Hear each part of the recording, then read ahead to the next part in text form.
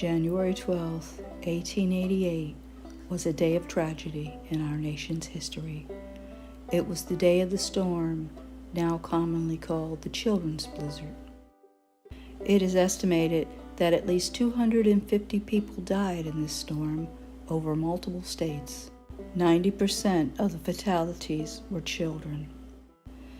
Many of them were caught in the storm on their way home from school or froze to death in their schoolhouses. Minnie Mae Freeman was born in 1868 in Potter County, Pennsylvania. At 3 years old, her family moved to Nebraska in search of land and opportunity. The Nebraska Territory had formed in 1854. It was sparsely populated until the Colorado Gold Rush of 1859 and became the 37th state in 1867. The Homestead Act of 1862 offered up to 160 acres to settlers for a small filing fee. It was theirs if they could make it productive.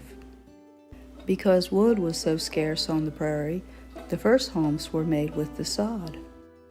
Minnie attended the Methodist Episcopal College in York, Nebraska, and got a teaching job right after graduation at age 18. Young teachers were the norm in that time and place. She was a boarder in a prairie farmhouse in an extremely rural area near the town of Ord. Minnie fit right into that community and felt that teaching was her calling. She rose before dawn to walk 1.5 miles to reach the sod schoolhouse. She would light a fire in the pot-bellied stove, then pump water from the well and fill a ceramic water dispenser.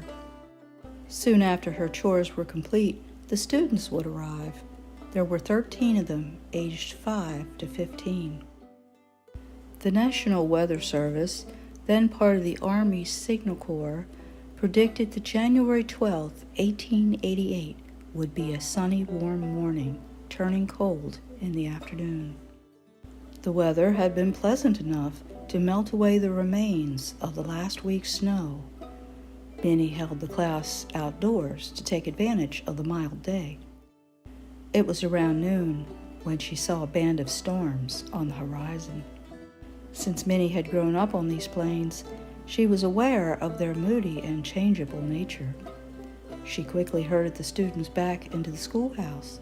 They had less than 5 minutes to get to shelter. Nebraska winters are normally cold and harsh. Fierce winds could freeze spit before it hit the ground and carry off small pets and children. Snow could bury a house in winter.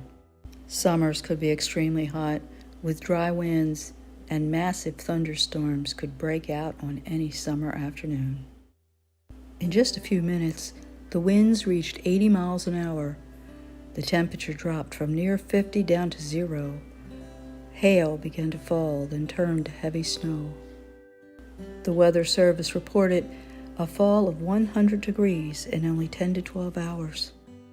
The wind came through cracks in the sidewalls. The little stove couldn't keep up. Minnie had the desk, chairs, books, and papers to burn after the wood ran out.